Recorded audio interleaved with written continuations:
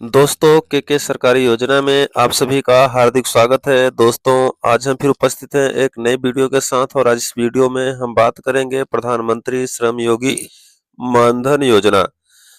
जी हाँ दोस्तों, इस वीडियो में आज बात होगी प्रधानमंत्री श्रम योगी मानधन योजना के बारे में। इसका क्या होगा पूरा शाब्दिक अर्थ है, तो इसका होगा असंगठित श्रमिकों के लिए पेंशन योजना। दोस्तों जी हाँ, असंगठित क्षेत्र ऐसे क्षेत्रों को कहा जाता है जहां पर अकेले या 2 लोग, 3 लोग, 4 लोग मिलकर काम करते हैं। ऐसे क्षेत्रों में काम करने वाले मजदूरों को, लेबर्स को क्या असंगठित क्षेत्र के श्रमिक या मजदूर कहा जाता है। इन्हीं के लिए इस योजना का शुभारंभ किया गया है, जिसका नाम है प्रधानमंत्री श्रम योगी मानधन योजना। यह एलआईसी के माध्यम से संचालित कराया जा रहा है। भारत सरकार ने इसे 2019 में शुरू किया था। इसमें कौन कौन लोग आएंगे इसके बारे में आइए हम लोग जाने, साथ ही इसमें क्या क्या बेनिफिट मिलेंगे। जिसे पेंशन 3,000 रुपए मिलेगा, इसके माध्यम से कैसे 3,000 रुपए पेंशन आप पा सकते हैं उसके बारे में टोटल इस वीडियो में आपको बताया गया है। क्या क्या करना होगा, कैसे करना होगा, कहाँ पर जाना होगा, कैसे फॉर्म भरना होगा 3,000 रुपए पर मंथ पाने के लिए। ये टोटल जानकारी आपको इस वीडियो में दी जाएगी। तो दोस्तों, वीडियो थोड़ा सा लंबा हो सकता है। कुल 6 पेज में इसके पूरे डिटेल्स को, शासन आदेश को दिया गया है, जिसको हमने हिंदी में ट्रांसलेट किया। आप हमारे साथ बने रहें, पूरी जानकारी आपको प्रदान की जाएगी। वीडियो छोड़कर आपको जाना नहीं है। दोस्तों, जैसा कि आपको दिख रहा होगा, प्रधानमंत्री श्रम योगी मानधन योजना असंगठित श्रमिकों के लिए पेंशन योजना। नीचे लिख रहा है, भारत सरकार ने असंगठित श्रमिकों के लिए वृद्धावस्था सुरक्षा सुनिश्चित करने प्रधानमंत्री श्रम योगी मानधन PMSYM नामक पेंशन योजना शुरू की है। जी हाँ दोस्तों, ऐसे लोग जो असंगठित क्षेत्र में काम करते हैं, मतलब वृद्धावस्था में उन्हें अच्छी पेंशन मिले, इसके लिए प्रधानमंत्री के द्वारा प्रधानमंत्री या कहा जाए तो श्रम योगी मानधन नामक इस योजना की शुरुआत की गई है। अब असंगठित क्षेत्र में कौन से वर्कर आते हैं, आइए उसके बारे में पूरी जानकारी आपको हम देते हैं। आप इस योजना के पात्र बन पाएंगे या नहीं बन पाएंगे, तो टोटल वीडियो आप देखिए।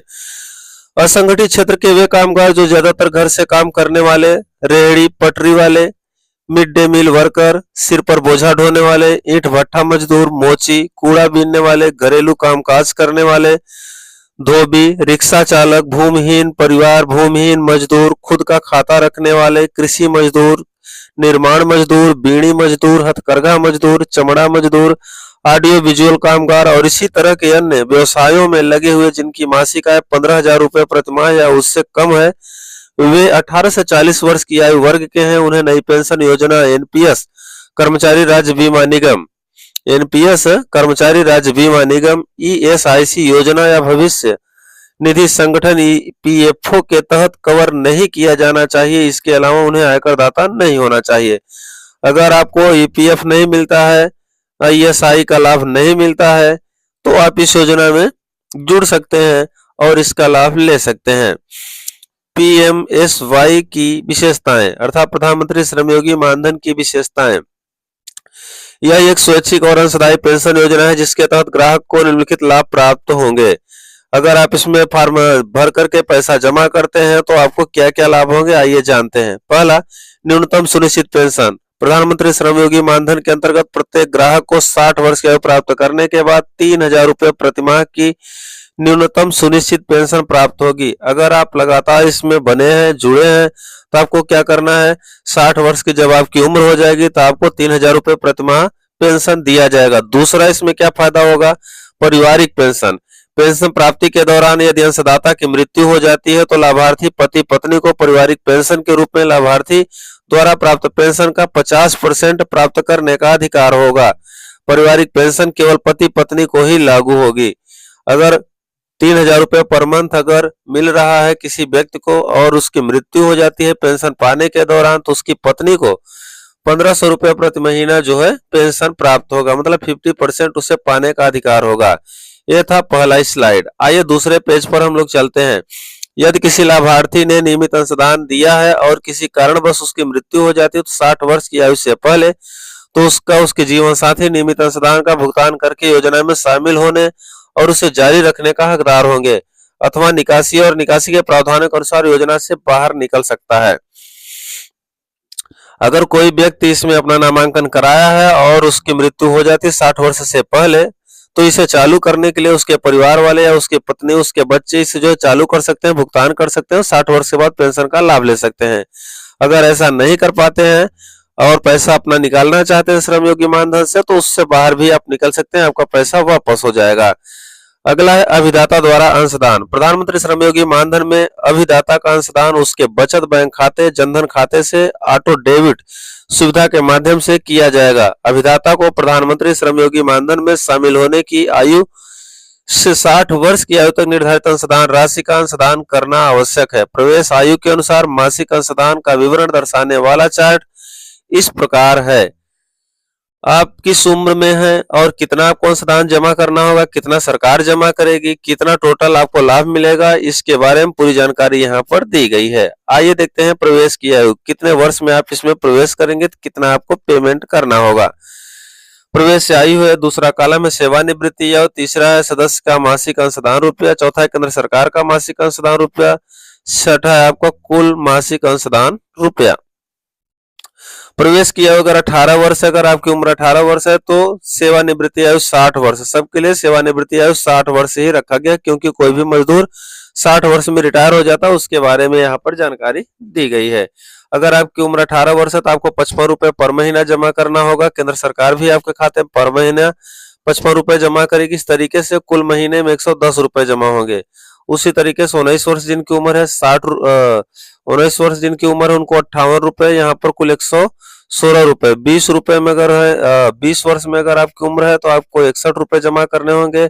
21 वर्ष आपकी उम्र है तो आपको 64 रुपए, 22 वर्ष वालों को 68 रुपए, 23 वर्ष वालों को 72 रुपए, 24 वर्ष वालों को 76 रुपए तथा जिनकी उम्र 25 वर्ष है उन्हें 80 रुपए, जिनकी उम्र 26 वर्ष है उन्हें 85 रुपए, जिनकी उम्र 27 वर्ष है उन्हें 90 रुपए, जिनकी उम्र 28 वर्ष है उन्हें 95 रुपए और जिनकी उम्र जो है 29 वर्ष है उन्हें 100 रुपए। 30 वर्ष वालों को 105 रुपए, 31 वर्ष वालों को 110 रुपए, 32 वर्ष वालों को 120 रुपए, यहाँ पर 33 वर्ष वालों को 130 रुपए, 34 वर्ष वालों को 140 रुपए, 35 वर्ष वालों को 150 रुपए, 36 वर्ष वालों को 160 रुपए, 37 वर्ष वालों को 170 रुपए और 38 वर्ष जिनकी उम्र है वो 180 रुपए पर मंथ जमा करके इस योजना में जुड़ सकते हैं।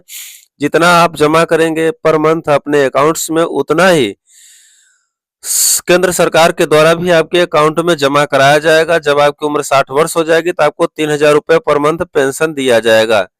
इस योजना में इस तरीके से आप सम्मिलित होकर के इस योजना का लाभ ले सकते हैं। आइए और देखते हैं, 60 वर्ष तक आप लोगों ने देख लिया। आइए आगे देखते हैं। अगर आपकी उम्र 39 वर्ष है तो आप 190 रुपए जमा करेंगे पर मंथ। अगर 40 वर्ष उम्र है तो 200 रुपए पर मंथ आप जमा करेंगे और 200 केंद्र सरकार जमा करेगी। इस तरीके से 400 रुपए पर मंथ आपके अकाउंट्स में जमा होंगे। ये रही अंशदान डिटेल, कितना आप अंशदान जमा करेंगे। चौथा पॉइंट है केंद्र सरकार द्वारा बराबर का योगदान। प्रधानमंत्री श्रम योगी मानधन योजना के आधार पर 50-50 के आधार पर एक स्वैच्छिक और अंशदायी पेंशन योजना है।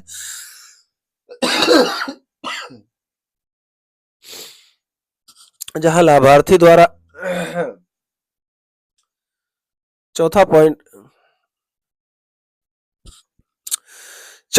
है केंद्र सरकार द्वारा बराबर का योगदान। प्रधानमंत्री श्रम योगी मानधन में 50-50 के आधार पर एक स्वैच्छिक और अंशदायी पेंशन योजना है, जहां लाभार्थी द्वारा निर्धारित आय विशिष्ट योगदान दिया जाएगा और चार्ट के अनुसार केंद्र सरकार द्वारा बराबर का योगदान दिया जाएगा। उदाहरण के लिए यदि कोई व्यक्ति की उम्र 29 वर्ष है, आयु में प्रवेश योजना के प्रवेश करता है तो 60 वर्ष की आयु तक प्रतिमाह 100 रुपए अंशदान देना होगा तथा केंद्र सरकार भी 100 रुपए की समान राशि का योगदान करेगी। पांचवा है PMSY के तहत नामांकन प्रक्रिया। कैसे इसमें आप सम्मिलित हो सकते हैं? तो ग्राहक के पास मोबाइल होना चाहिए, बचत बैंक खाता होना चाहिए, आधार नंबर होना चाहिए। पात्र ग्राहक निकटतम कॉमन सर्विस सेंटर अर्थात CSC पर जाकर अपना आधार नंबर और बचत बैंक खाता, जनधन खाता संख्या का उपयोग करके स्व प्रमाणन के आधार पर प्रधानमंत्री श्रम योगी मानधन के लिए नामांकन करवा सकता है। आपको CSC पर जाना है। CSC पर जाने के बाद आधार, बैंक पासबुक और मोबाइल लेकर जाएंगे तो वहां पर आप इसका रजिस्ट्रेशन करवा सकते हैं। बाद में सुविधा प्रदान की जाएगी जहां ग्राहक प्रधानमंत्री श्रम योगी मानधन के माध्यम से मोबाइल ऐप डाउनलोड कर सकते हैं और स्व प्रमाणन के आधार पर आधार संख्या, बचत बैंक खाता, जनधन खाता संख्या का उपयोग करके स्वयं पंजीकरण कर सकते हैं। छठा है नामांकन एजेंसी। नामांकन सभी सामान्य सेवा केंद्रों द्वारा किया जाएगा। असंगठित क्षेत्र के कामगार अपने आधार कार्ड और बचत बैंक खाता, पासबुक, जनधन खाते के साथ अपने नजदीकी सीएससी पर जाकर योजना के लिए खुद को पंजीकृत करा सकते हैं। पहले महीने के लिए अंशदान राशि नगद दी जाएगी, जिसके लिए उन्हें रसीद दी जाएगी। सातवां सुविधा केंद्र। एलआईसी के सभी शाखा कार्यालय, ईएसआईसी, ईपीएफओ के कार्यालय तथा केंद्र और राज्य सरकारों के सभी श्रम कार्यालय अपने अपने केंद्रों पर असंगठित श्रमिकों को योजना, इसके लाभों और अपनाई जाने वाली प्रक्रिया के बारे में सुविधा प्रदान करेंगे। अगर आप सीएससी पर नहीं जानना चाहते हैं तो आप एलआईसी की शाखा में जा सकते हैं, ईएसआई की शाखा में जा सकते हैं और ईपीएफओ की शाखा में जाकर के भी इस योजना का लाभ ले सकते हैं। वहां पर इसके बारे में पूरी जानकारी आपको दी जाएगी, साथ ही कैसे फॉर्म भरना है पूरा आपका वहां पर फॉर्म फिलअप कराया जाएगा। आगे लिख रहा है, इस संबंध में एलआईसी, ईएसआई, ईपीएफओ के सभी कार्यालय केंद्रों तथा राज्य सरकारों के सभी श्रम कार्यालयों द्वारा की जाने वाली व्यवस्थाएं संदर्भ सुविधा के लिए नीचे दी गई हैं। कहां से आप इस योजना का लाभ ले सकते हैं। पहला है आपका सभी एलआईसी, ईपीएफओ, ईएसआई एवं केंद्र राज्य सरकारों के सभी श्रम कार्यालय संगठित श्रमिकों की सुविधा के लिए सुविधा डेस्क स्थापित करें, उन्हें योजना की विशेषताओं के बारे में मार्गदर्शन दें और उन्हें निकटतम सीएससी तक पहुंचाएं। दूसरा पॉइंट है, प्रत्येक डेस्क पर कम से कम एक कर्मचारी हो सकता है। तीसरा, उनके पास पृष्ठभूमि, मुख्य द्वार पर स्टैंडी और संगठित श्रमिकों को उपलब्ध कराने के लिए हिंदी और क्षेत्रीय भाषाओं में मुद्रित पर्याप्त संख्या में ब्रोशर होंगे। चौथा, असंगठित श्रमिक आधार कार्ड, बचत बैंक खाता, जनधन खाता, मोबाइल फोन लेकर इन केंद्रों पर आएंगे। पांचवा, हेल्प डेस्क इन श्रमिकों के लिए बैठने की उपयुक्त व्यवस्था तथा अन्य आवश्यक सुविधाएं उपलब्ध कराएगा। छठा, संगठित श्रमिकों को उनके संबंधित केंद्रों में योजना के बारे में सुविधा प्रदान करने के उद्देश्य से कोई अन्य उपाय करेगा। आठवां यहाँ पर है निधि प्रबंधक। प्रधानमंत्री श्रम योगी श्रम रोजगार मंत्रालय द्वारा प्रशासित एक केंद्रीय क्षेत्र की योजना होगी तथा भारतीय जीवन बीमा निगम और CSC government services India limited के माध्यम से क्रियान्वित की जाएगी। एलआईसी पेंशन निधि प्रबंधक होगी तथा पेंशन भुगतान के लिए जिम्मेदार होगी। देखिए दोस्तों, ये बताया जा रहा है कि सीएससी के माध्यम से क्या होगा, इसमें रजिस्ट्रेशन होगा तथा एलआईसी इसका पैसा रखेगी, एलआईसी पेंशन देगी। एलआईसी के ऊपर पूरी इसकी जिम्मेदारी दी गई है। प्रधानमंत्री श्रम योगी मानधन पेंशन योजना के तहत एकत्रित राशि का निवेश भारत सरकार द्वारा निर्दिष्ट निवेश पैटर्न के अनुसार किया जाएगा। जहां भारत सरकार कहेगी एलआईसी को वहां पर पैसा देना होगा। नौवां है निकासी और वापसी। इन श्रमिकों कठिनाइयों और रोजगार की अनिश्चित प्रकृति को ध्यान में रखते हुए योजना के निकास प्रावधानों को संशोधित किया गया है, लचीला रखा गया है। निकास प्रावधान निम्नानुसार है। यदि अभिदाता 10 वर्ष से कम अवधि के भीतर योजना से बाहर निकलता है तो उसे केवल लाभार्थी अंशदान का हिस्सा ही बचत बैंक ब्याज दर के साथ वापस किया जाएगा। अगर 10 वर्ष के अंदर वापस लेना चाहते हैं आप पैसा, तो आपको सिर्फ बचत बैंक खाता के आधार पर जो एक निश्चित 2.5% आपको ब्याज मिलता है उसी को दे करके आपको वापस अर्थात बाहर कर दिया जाएगा। दूसरा, यदि अभिदाता 10 वर्ष या उससे अधिक अवधि के बाद लेकिन अधिवर्षिता आयु अर्थात 60 वर्ष की आयु से पहले बाहर निकलता है तो उस लाभार्थी के अंशदान के हिस्से के साथ साथ निधि द्वारा वास्तव में अर्जित संचित ब्याज बचत बैंक ब्याज दर जो भी अधिक हो देय होगा। तीसरा है, यदि किसी लाभार्थी ने नियमित अंशदान दिया है और किसी कारणवश उसकी मृत्यु हो जाती है तो उसकी जीवन साथी नियमित अंशदान का भुगतान करके योजना को जारी रखने का हकदार होगा, या लाभार्थी के अंशदान को निधि द्वारा वास्तव में अर्जित संचित ब्याज के साथ बचत बैंक ब्याज दर जो भी अधिक हो प्राप्त करके योजना से बाहर निकल सकता है। चौथा, यदि किसी लाभार्थी ने नियमित अंशदान दिया और वह अधिवर्षिता आयु 60 वर्ष से पहले किसी कारणवश स्थायी रूप से विकलांग हो जाता है और योजना के अंतर्गत अंशदान जारी रखने में असमर्थ तो उसकी जीवन साथी बाद में नियमित अंशदान देकर योजना जारी रखने का हकदार होगा था। लाभार्थी के अंशदान पर कोष द्वारा वास्तविक रूप से अर्जित ब्याज बचत बैंक ब्याज दर जो भी अधिक हो प्राप्त कर योजना से बाहर निकल सकता है।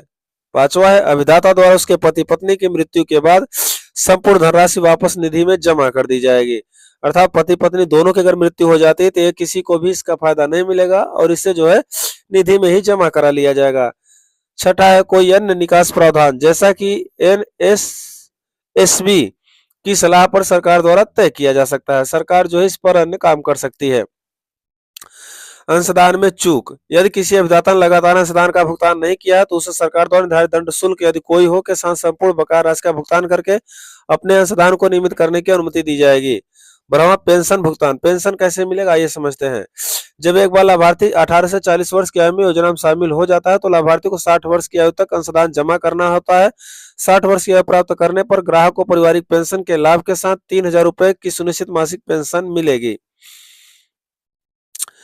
जब आप पूरा अंशदान जमा कर लेंगे तो आपको 3000 रुपए पर मंथ जो है इसमें पेंशन मिलेगा। 13वां है शिकायत निवारण। योजना संबंधी किसी भी शिकायत के समाधान के लिए ग्राहक सेवा केंद्र 1800-267-6888 पर संपर्क कर सकते हैं, जो 24x7 मतलब 24 घंटे 7 दिन आधार पर उपलब्ध रहेगा। 15 फरवरी 2019 से प्रभावी होगा।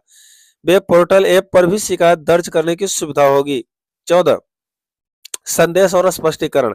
योजना पर किसी भी संदेह के मामले में संयुक्त सचिव अपर DGLW द्वारा प्रदान किया गया प्रमाण पत्र अंतिम होगा। 15 है CSC लोकेटर। CSC निकटतम खोजने के लिए आप csc.csc लोकेटर पर जाएं। यहाँ से आप नजदीकी सेंटर को खोज सकते हैं और जाकर के अपना रजिस्ट्रेशन करा सकते हैं।